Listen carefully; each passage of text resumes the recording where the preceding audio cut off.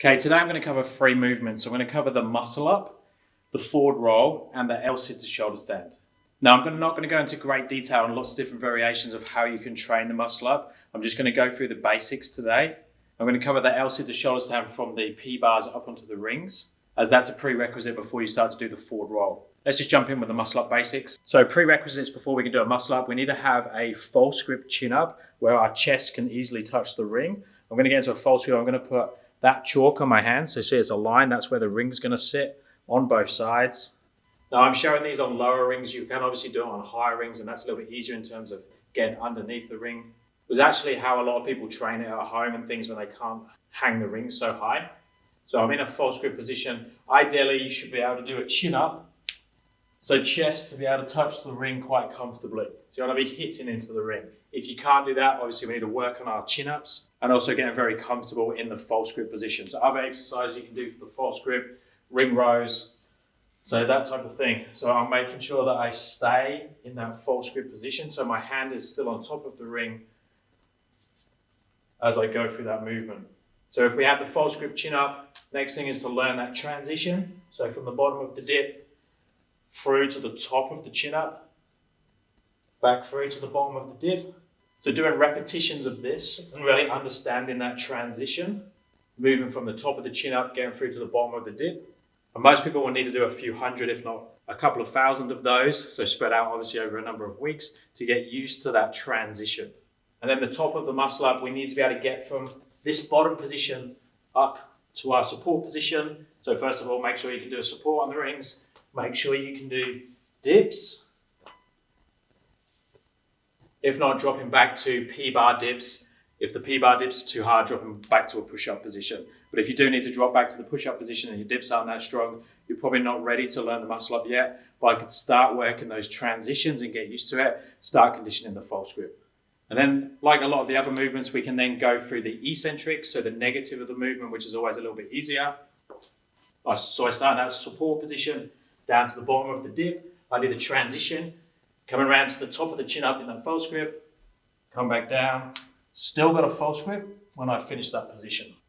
Now you can do partial range for the muscle up, so you can start in this bent arm position and only work that top section from the transition up, or you could start like higher up into bottom of the dip position, come down a little bit, come back again, and slowly make that deeper and deeper and move between the two. Now, once we've got our muscle up and we want to go towards that forward roll, we need to get from the support position into an inverted position on the rings, which can be a little bit scary to start with. So how we build that strength and conditioning and get used to it is just playing with this L-sit position, coming through into a shoulder stand position and back again. And the best way to learn that to start with is on the P-bars. So L-sit position, shoulder stand position, and back again. So just notice how my hips and my shoulders are moving together like a seesaw. And we want to try and make that nice and efficient, because any gaps in it or any places we struggle on the P-bars are going to be places where we collapse or need to use a lot of stability or use up a lot of energy on the rings. So making it super strong from an efficiency point of view, so I can go through this movement, hold a conversation while I do it, is going to carry over to a cleaner L-sit to shoulder stand on the rings. Okay, then once we've got our muscle up and we've got our L-sit to shoulder stand on the rings, we can then start to play with that forward roll position. And the way I like to teach it is to slow it down by using the straps. So as I invert, I'm going to push my legs out to the straps.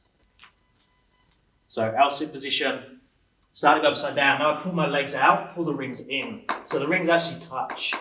And I can sit here, I can look at my hands. That's going to encourage me to go round the rings. And it's also going to help me to look at my hands, turn them into the false grip as I go over. So what we want to happen is the head to come round as the hips go over, and the head to be going up as the hips come down, and I roll around the rings instead of dropping and pulling back up. Because if we're dropping and pulling back up, we're basically doing another muscle up. We're falling through the rings and muscling up. Ideally, it will be a roll. And then all we do is, as we feel more controlled with that, we just take the legs off the straps and everything happens a little bit quicker. But still make sure you go around the rings instead of going down and then pulling yourself back up.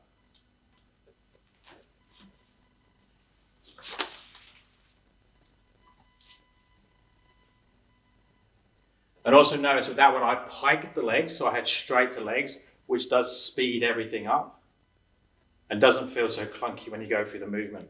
And that way you can actually loop forward rolls together.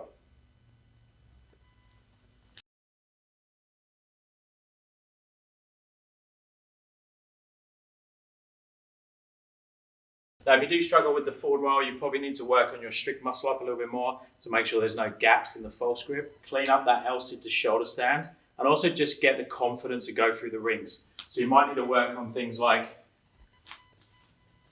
falling through the rings from here,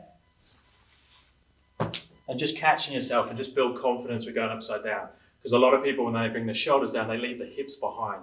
They sort of just folds themselves over the rings, and then they have to struggle to get the hips up, and it makes the hips fall over really fast. Let me know down in the comments if you have any questions around the L-sit to shoulder stand, the muscle up or the forward roll, or if you'd like me to make some longer tutorials on any of those components individually, or just more general stuff on the rings. Normal deal, thumbs up and subscribe will be appreciated, and I'll speak to you next time. Thanks, guys.